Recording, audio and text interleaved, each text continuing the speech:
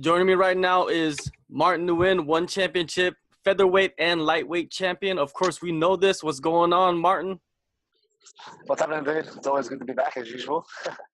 Of course, man. It's always good to talk to you. Let's go back to your last fight, against Bibiano, one championship, Iron Will, a few months back. When you look at that fight, what are your thoughts about the fight, and what are your thoughts on your performance? Look, it's always hard to think about that fight, man. It's one of those moments, coulda, shoulda, woulda. I know I said to myself, I'll never let myself get to that position. But looking back on that fight, it's there's a lot of split decisions, split emotions. A lot of people thought I had it. A lot of people thought I got dominated. It is what it is, man. I learned to accept that decision now, and moving forward, I'm never ever gonna let that happen again, man. What are your thoughts on a rematch?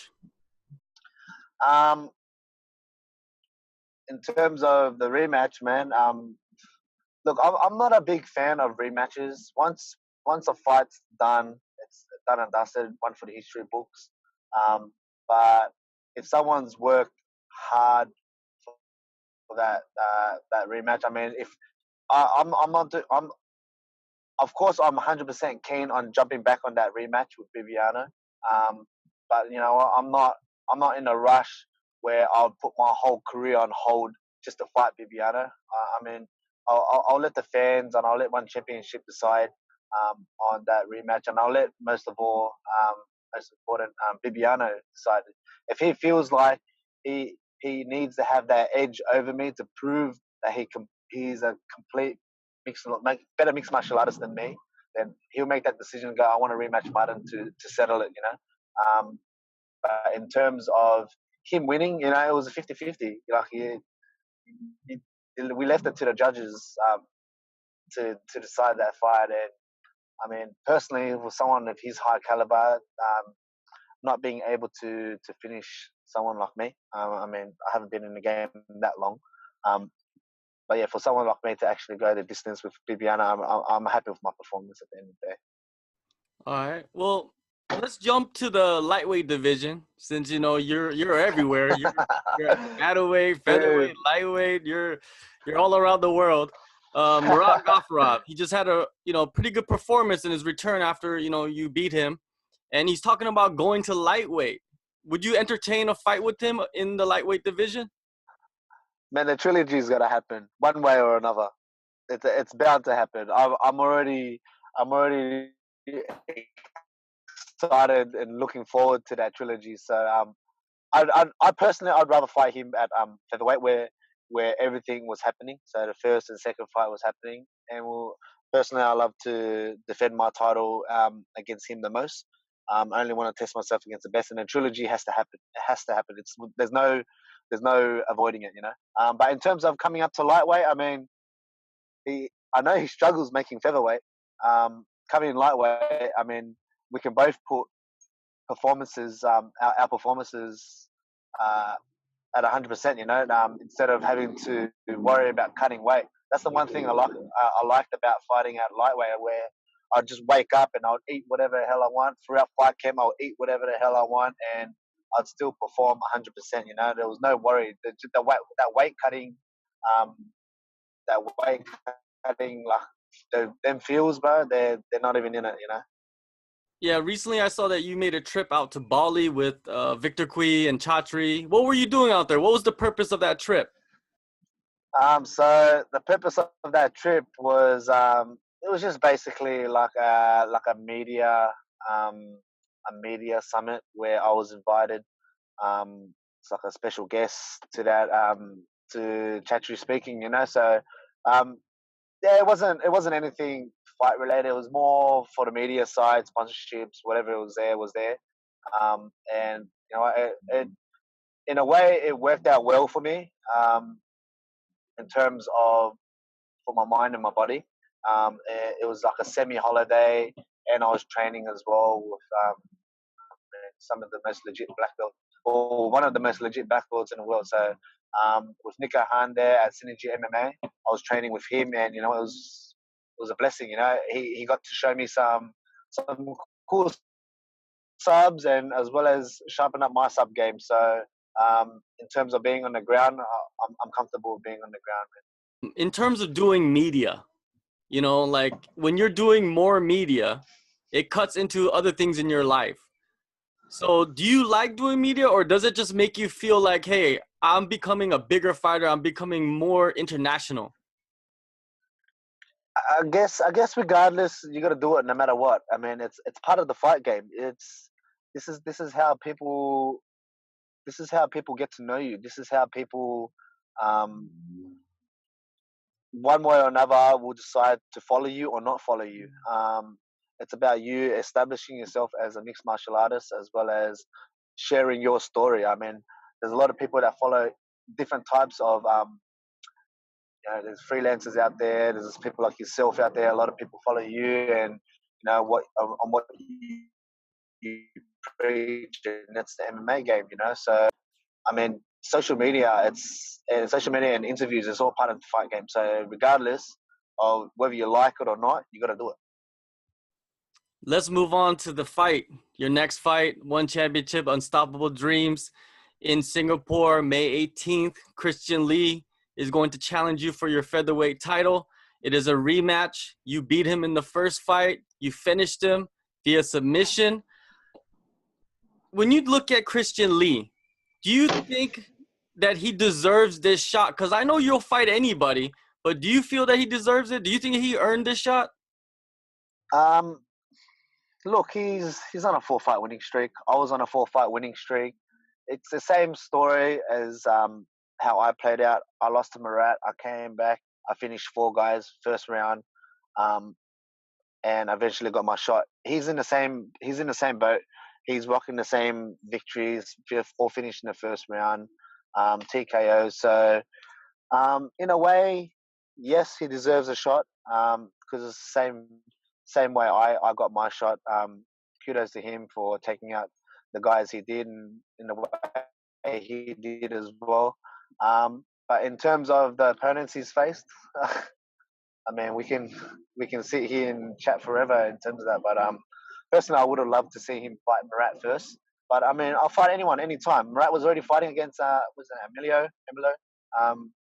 So Marat was already taken out, and I mean, there was no one else to fight in the featherweight division. He'd already taken out Yakoda and Boku. So for him doing that, I mean, he deserves it, man. I've got to give it to him that way. What about this matchup gets you up every day in training and motivates you to go out and push hard? Okay, the one thing that motivates me the most in this matchup is the first match that we versed each other. I don't feel that he accepted that loss. I don't feel that he respected my victory. After that victory, there was excuses that came out. So there was one excuse where he said he'd been overfighting, overtraining from his previous fights, and then a recent article came out where he said it was a strategical error in that fight. I'm like, dude, you got to pick one. You got to pick one, accept that you lost, and move forward. So now that he's making excuses from our last and previous fight, it kind of burns me a lot that he doesn't respect me as a martial artist.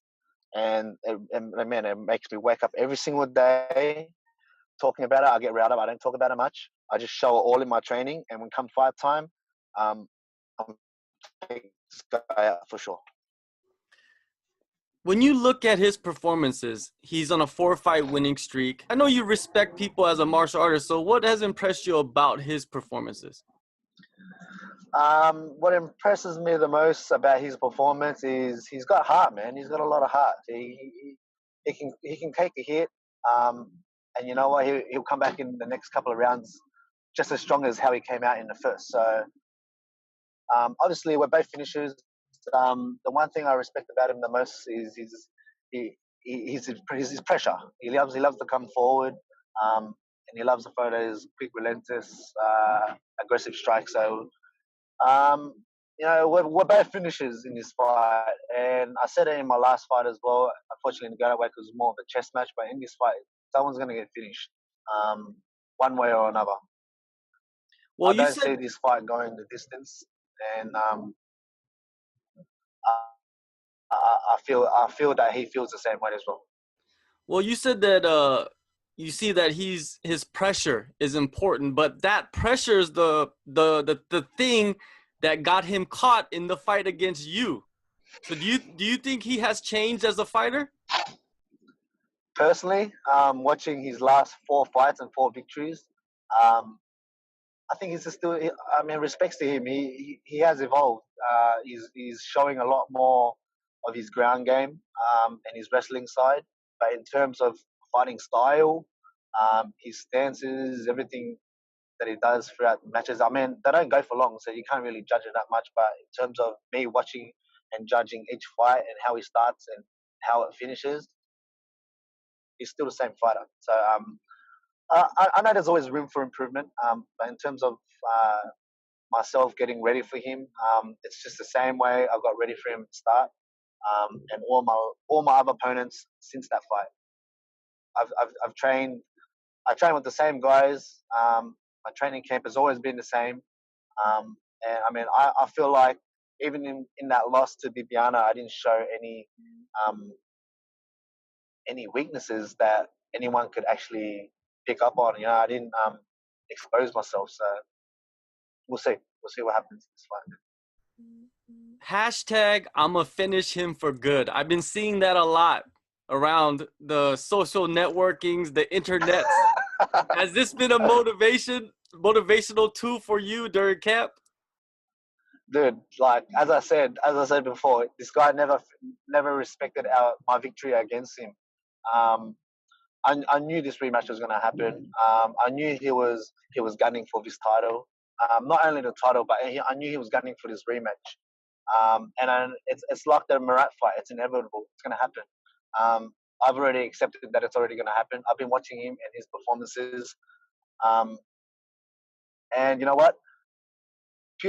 Just purely on the fact that he doesn't respect um, my victory in the first match. This is what motivates me the most to actually finish him now.